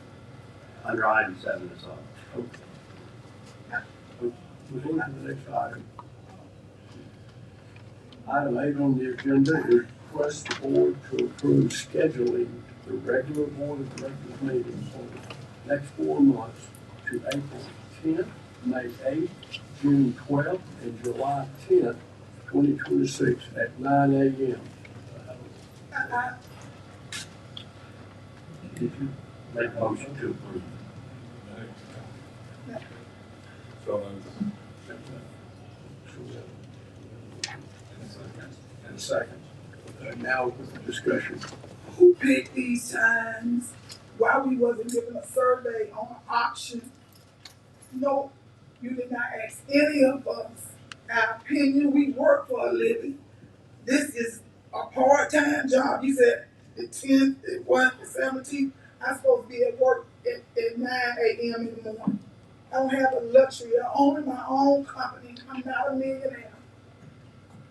And we don't know how long these meetings gonna take. Like today, my employees been calling me and texting me.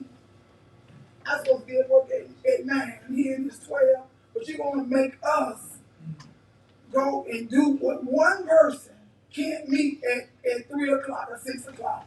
So you're gonna make all of us meet at 9 for the convenience of one person, even though I know that's your winning vote for you to do whatever you want to do. But that is unfair to these board members. At least I know it's unfair to me and Jobs. I know we are shut out. I know the rabbit got the gun. But it's unfair. And I want to say this. The attorney fees need to be put back on this agenda. That's off the subject. Well, this is off the subject because you did not ask me what time I could meet. I wanted to say that I don't have any problem with the schedule, except that I anticipate not being able to be here on June 12th.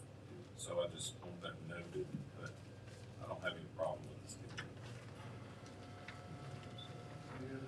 Mr. Chairman, Yes, sir.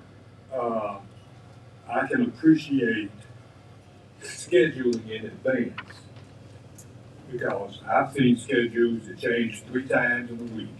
Absolutely. My concern is, it's fine for the board of directors meeting. Have we eliminated altogether the work sessions? When are we having work sessions anymore? That's when you sit down and discuss something before you get here, so you don't have to ask as many questions when you get here. Have we just cut that out altogether? Can you answer that, somebody? Wait, let's get with parliamentarian, he needs to speak. Thank you, Mr. Patton. Those are not scheduled. I'm looking for a response.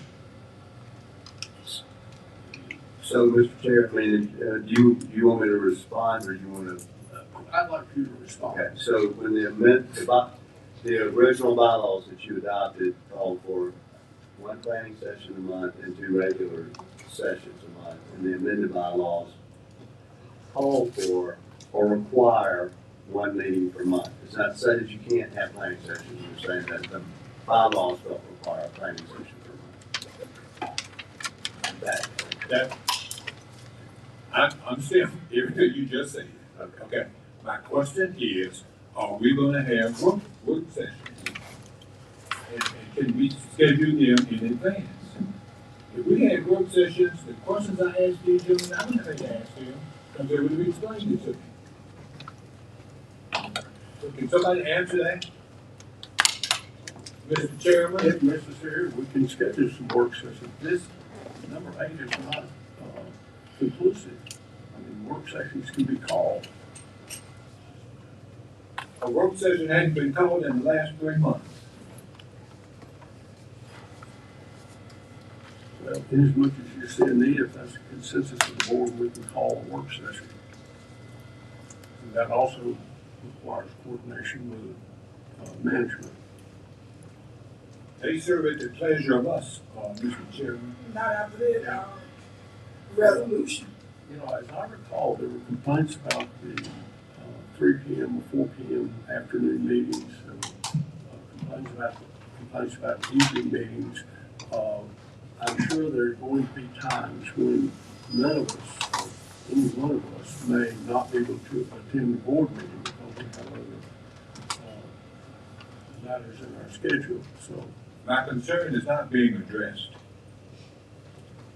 well, it is addressed to the extent that I'm not disagreeing that we should not have a work session from time to time, but those can be called as needed.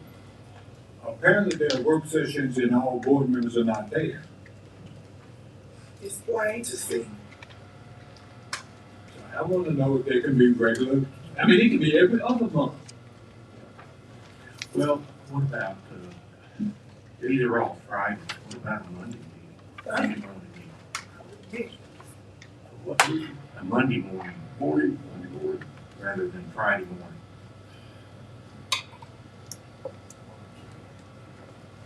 for a work session, No, for the board people. Mondays, yeah, I mean, I would probably not be available, but that would be. We already done changed it for you. Mr. Chairman, we're Let's still look under at a motion discussion. in a second. Are we still? We're having a discussion. I understand. The parliamentarian told him to go on. He's doing what he tells. We can call a work session to respond to Mr. Patton. We can call a work session on an as-needed basis. And, you know, we can't do anything about the past. We can only do something about the future. So to just arbitrarily set work appointments or schedule at this point in time is not required by This is the, I know what a kangaroo court feel like now. Mr. Chairman, you can call them, and if we don't need them, you can just suspend them or remove them. You can at least work have one session is needed, I will not cancel it or not have it. Secondly, I have spoken to the Friday meetings. Friday is a leisure day. Most people, business people, professionals, have all their work done by 10 o'clock in the morning on a Friday. They go to lunch, and then they go to the Alabama game, or they go to the beach in the summer. So I'm saying, what's wrong with Monday? Is Friday in concrete and it can't be changed? Or is that why we're here today? I would prefer, if it had to be me, I'd prefer a Monday. Well, I think it'd be good to survey the board on their availability at certain times. Lord, it's so And then disrespectful. see if we can find a common time that all of us agree on. Mr. Quickman, I respect what you just said, but the answer's gonna be the same as it is now. Well, The parliamentarian, and we ask him. Well, we can vote for or against item A, the schedule. You know, we can change this schedule if the preponderance of the board is that it's, we need to change it. But we have a motion for approval and a second, and we need to vote on the matter now.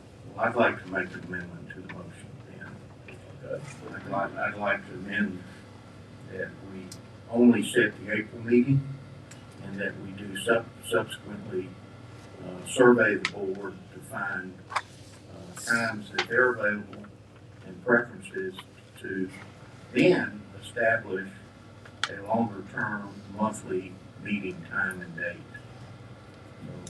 Second. So you're, okay. All right, we've got a motion or amendment to only have the April 10th meeting and to not schedule the May 8th, June 12th, and July 10th meeting. but they only have the April 10th. And between now and that time, we'll be surveyed for.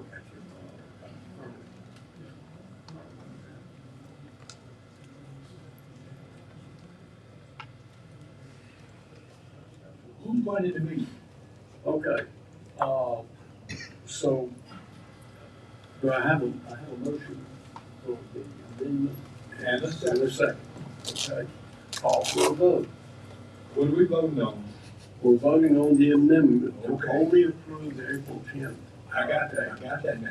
And part of my motion was to also survey the board about available times and preferences to enable us to schedule multiple meetings.